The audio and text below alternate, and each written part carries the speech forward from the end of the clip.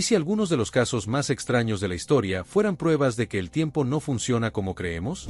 Desde una mujer que aparentemente se encontró con María Antonieta en 1789 hasta el misterioso hombre de Tauret que apareció con documentos de un país inexistente, estos son los viajes en el tiempo que nadie ha podido explicar. Número 5. El incidente de Moberly Hordine. El aire en los jardines de Versalles suele estar impregnado del aroma de las rosas en flor y del leve murmullo de los turistas a lo lejos. Pero el 10 de agosto de 1901, para dos académicas británicas de gran prestigio, Charlotte Ann Mabely y Eleanor Hordine, la atmósfera se tornó tensa. Se enrareció. Mientras paseaban junto al Gran Trianón buscando el refugio privado de María Antonieta, el pequeño Trianón, con su repentina y pesada quietud, se cernió sobre el paisaje. Más tarde, lo describieron no solo como un silencio, sino como un peso opresivo, una presión física que despojaba a los árboles de su color y dejaba el mundo con un aspecto plano, sin vida e intensamente onírico. El vibrante sol de la tarde pareció desvanecerse, reemplazado por un resplandor inquietante y sin sombras.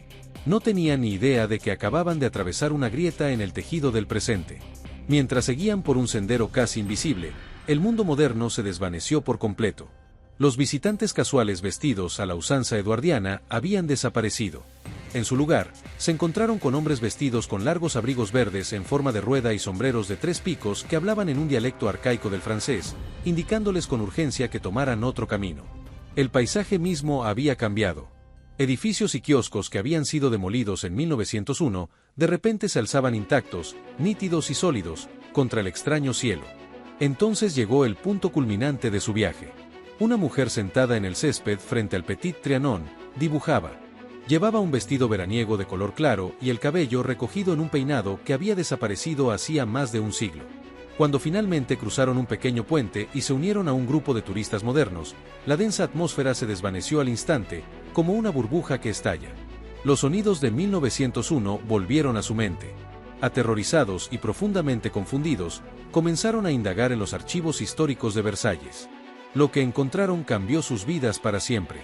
Los planos de los jardines de 1789 coincidían a la perfección con los imposibles kioscos y senderos que acababan de recorrer, estructuras que habían sido completamente arrasadas durante la Revolución Francesa. Aún más escalofriante, la vestimenta y los rasgos distintivos de la mujer que dibujaba reflejaban a la perfección las descripciones contemporáneas de la propia María Antonieta durante sus últimos días en la finca. Moberly y Hordine no solo vislumbraron el pasado. Ocuparon físicamente un espacio donde 1789 y 1901 se fusionaron breve y violentamente. Pero ¿qué sucede cuando la anomalía no solo deja un recuerdo, sino un artefacto físico fundido en metal sólido? Número 4. El artefacto Coso. En el gélido invierno de 1961, 3 apasionados buscadores de minerales recorrían las escarpadas y ventosas montañas cerca de Olancha, California, en busca de piedras únicas para tallar y pulir para su tienda de gemas local. Entre los escombros, recogieron lo que parecía ser una geoda típica cubierta de barro, una roca hueca y esférica generalmente revestida de cristales minerales. Pero cuando llevaron este ejemplar a su taller e intentaron cortarlo por la mitad con una sierra industrial de hoja de diamante, la hoja crujió repentinamente, se atascó y destrozó por completo sus dientes al chocar con algo increíblemente duro, incrustado profundamente en la piedra. En el interior de la antigua y sólida capa de roca no se encontraba un reluciente cuarzo, sino una sofisticada pieza de tecnología electrónica moderna. El núcleo del misterioso objeto era un cilindro de porcelana, perfectamente liso y de un blanco brillante, meticulosamente envuelto en un núcleo de alambre de cobre magnético. En su centro exacto se ubicaba un eje de 2 milímetros de metal brillante, completamente libre de corrosión. Rodeando esta estructura interna increíblemente delicada se encontraba una funda hexagonal de cobre y materiales orgánicos desconocidos, todo ello perfectamente sellado dentro de una dura matriz fosilizada de conchas prehistóricas, arcilla antigua y guijarros. Cuando geólogos profesionales examinaron posteriormente la capa sedimentaria exterior de la piedra, estimaron que la formación natural de la geoda tenía al menos 500.000 años de antigüedad. Imagínense esa asombrosa cronología. Hace medio millón de años, la especie homínida dominante en la Tierra ni siquiera dominaba el arco y la flecha, y mucho menos la metalurgia de precisión o la ingeniería eléctrica. Sin embargo, allí estaba un objeto que reflejaba a la perfección la arquitectura estructural de una bujía mecánica de mediados del siglo XX, atrapado dentro de una cápsula geológica de un pasado remoto. Radiografías posteriores del artefacto revelaron un resorte interno y una diminuta arandela de precisión, lo que confirmó que formaba parte de un complejo sistema de ignición conductor de energía diseñado para la combustión mecánica. ¿Cómo es posible que una pieza de fabricación moderna se encuentre dentro de una roca que tardó eones en solidificarse? La arqueología tradicional postula que la historia humana es un ascenso lento y progresivo desde herramientas de piedra rudimentarias hasta chips de silicio, pero el artefacto de Coso rompe por completo con esa línea tan clara y cómoda. Sugiere con fuerza que nuestra era tecnológica actual es o bien una repetición de un ciclo olvidado, o bien que alguien de nuestro mundo moderno dejó una profunda huella mecánica en el lodo prehistórico, millones de días antes de su nacimiento. Sigue siendo una anomalía física encerrada en una tumba prehistórica. Pero ¿qué sucede cuando la anomalía no solo deja un objeto silencioso, sino que, en cambio, trae consigo un testigo viviente directamente del cielo moderno? Número 3. El vuelo de Sir Victor Goddard. El cielo abierto puede ser un lugar increíblemente solitario e impredecible, pero para el comandante de ala británico Sir Victor Goddard, se convirtió en un corredor activo a través del tiempo mismo. En el otoño de 1935, Goddard subió a la cabina de su biplano Hawke Hart de cabina abierta para volar de Edimburgo a su base militar en Andover, Inglaterra. El tiempo comenzó con el típico cielo gris británico, pero al acercarse al aeródromo de Drem, cerca de Edimburgo, un lugar que conocía bien como una reliquia abandonada, completamente cubierta de vegetación y en ruinas de la Primera Guerra Mundial, la atmósfera se tornó repentinamente hostil.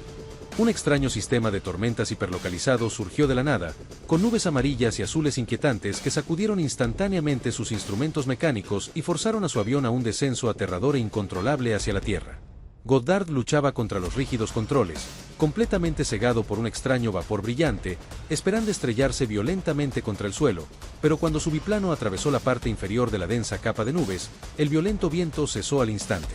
La lluvia torrencial terminó, reemplazada por un repentino y brillante sol veraniego. Goddard contempló el familiar trazado del aeródromo de Drem y se le cortó la respiración. La pista de aterrizaje abandonada, con su aspecto de pueblo fantasma, su hormigón agrietado y la maleza silvestre, había desaparecido. En cambio, el aeródromo que se extendía bajo él estaba impecable, rebosante de una intensa y organizada actividad militar. El asfalto estaba recién pavimentado y los hangares, antes en ruinas, parecían nuevos. Aún más chocantes eran los detalles visuales. Los mecánicos recorrían las instalaciones con monos de color azul brillante, un color totalmente ajeno a la Real Fuerza Aérea en 1935, cuyos miembros vestían exclusivamente uniformes marrones. En la impecable pista de aterrizaje había 4 aviones estacionados. 3 de ellos eran biplanos conocidos, pero pintados de un amarillo brillante y llamativo. El cuarto era un elegante monoplano que Goddard jamás había visto en su vida, el Miles Magister. Profundamente conmocionado por la visión insólita, Goddard continuó volando bajo el sol, aterrizando finalmente sano y salvo en su destino. Intentó contarles a sus compañeros militares lo que había visto, pero ellos lo restaron importancia, atribuyéndolo a una vívida alucinación provocada por la falta de oxígeno. Goddard guardó silencio, pero jamás olvidó los detalles de aquel día de verano. No tuvo que esperar mucho para obtener respuestas reales. En 1939, ante la inminencia de la Segunda Guerra Mundial, la RAF reabrió oficialmente el aeródromo de Drem. Pintaron sus aviones de entrenamiento de un amarillo brillante, cambiaron los uniformes de sus mecánicos a azul y presentaron un nuevo modelo de avión para entrenar a sus pilotos, el Miles Magister. Goddard no había visto un espejismo. Su biplano había atravesado una grieta meteorológica y se había deslizado por los cielos reales de su propio futuro cercano. Número 2. El hipster viajero del tiempo. A veces, el tiempo no se deforma en la inmensidad de la naturaleza ni en las alturas del cielo, sino en medio de un evento público multitudinario, capturado para siempre por la lente implacable de una cámara. En 1941, una multitud se reunió en la Columbia Británica, Canadá, para la reapertura oficial del puente South Fork tras una devastadora inundación. Décadas después, los archivos virtuales del Museo Braille-L'Orme-Pioneer hicieron pública una fotografía cotidiana de aquel día. A primera vista, parece una típica y bella instantánea de mediados de siglo, llena de hombres con elegantes sombreros fedora, trajes a medida y mujeres con abrigos de invierno estructurados. Pero si se observa con atención el lado derecho de la imagen, la realidad histórica se fractura abruptamente. Un joven, medio cabeza más alto que la multitud, parece recién salido de una calle de una ciudad moderna. Cada detalle de su apariencia denota modernidad, mientras que los demás hombres en la imagen visten sombreros formales de época y abrigos de lana gruesa. Este individuo lleva una camiseta informal y holgada estampada debajo de un cardigan moderno de corte abierto. Aún más llamativos son sus accesorios. Luce unas gafas de sol de diseño con montura gruesa y oscura, con protectores laterales, un estilo completamente inaudito en la época de la guerra de 1941. Para colmo, Sostiene con firmeza una cámara compacta y portátil con un avanzado objetivo cilíndrico, muy diferente de las voluminosas cámaras plegables que usan los fotógrafos de prensa profesionales que están a su lado. Su expresión es igualmente fascinante. Adopta la postura relajada y distante de un turista moderno que observa una recreación histórica, un contraste total con la actitud formal de los lugareños que lo rodean. Lo que hace que este caso sea tan profundamente inquietante es que la fotografía es completamente auténtica. No fue alterada, editada ni manipulada de ninguna manera. El negativo original forma parte de la colección permanente del museo, intacto desde el día en que fue revelado durante la Segunda Guerra Mundial. Nadie ha podido identificar a este hombre, ni ningún residente local recuerda haber visto a un extraño vestido de forma peculiar entre ellos en el puente. Simplemente apareció en la imagen, proyectó una sombra bajo la luz del sol de 1941 y se desvaneció en el aire. Permanece como una silenciosa paradoja visual, atrapada en el aluro de plata. Un viajero que olvidó pasar desapercibido, dejando tras de sí una prueba fotográfica innegable de que la flecha del tiempo a veces se detiene. A veces, la interrupción no es una persona que pasa entre la multitud, sino un completo desconocido que aparece de la nada en el corazón de una bulliciosa metrópolis. Número 1. El hombre de Tauret. Los concurridos puestos de control de un aeropuerto internacional están diseñados para filtrar anomalías. Pero en el sofocante calor de julio de 1954, el aeropuerto de Haneda, en Tokio, se topó con un pasajero común que logró romper por completo la realidad. Un hombre de negocios de mediana edad, bien vestido, se acercó al mostrador de aduanas tras un vuelo rutinario procedente de Europa. Hablaba francés con fluidez, un japonés excelente y se comportaba con la calma y la naturalidad propias de un viajero de negocios experimentado. Pero cuando entregó su pasaporte al funcionario de turno, la sala entera se sumió en un pánico burocrático absoluto.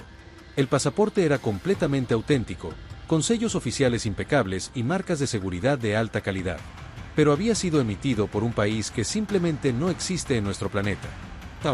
Los funcionarios de aduanas, suponiendo que se trataba de una broma pesada e increíblemente elaborada, escoltaron al caballero a una sala de interrogatorios privada.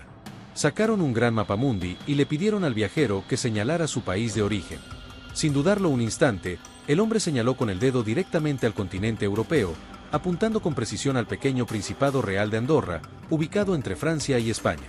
Pero al mirar el mapa, palideció mortalmente. Se mostró visiblemente angustiado y enfadado, declarando que Andorra era un nombre inventado. Insistió en que Tauret había existido en ese mismo lugar durante más de 1000 años y que jamás había oído hablar de Andorra. Para colmo de la confusión, sus pertenencias personales corroboraban su historia inverosímil. Su cartera estaba repleta de diversas monedas europeas y su chequera contenía números de cuenta de un banco importante que no existía en nuestra línea temporal. Poseía una licencia de conducir válida expedida por el gobierno de Tours, sellos impecables y documentos comerciales internacionales que, a primera vista, parecían auténticos. Aseguraba viajar por negocios, una reunión urgente con una importante corporación japonesa, un posible acuerdo de manufactura y una agenda repleta de citas. Incluso llevaba tarjetas de presentación con el nombre de su empresa y un itinerario cuidadosamente mecanografiado, con direcciones, números de teléfono y horarios que encajaban con la precisión habitual de un viaje corporativo. Pero, cuando los funcionarios revisaron los datos con más detenimiento, algo no terminó de cuadrar. Había pequeñas incongruencias en los formularios, detalles demasiado perfectos para ser normales, como si alguien hubiera copiado el estilo de muchos documentos sin comprender del todo sus matices. Para despejar dudas, llamaron a la oficina de Tokio que figuraba en su itinerario, esperando la confirmación rutinaria.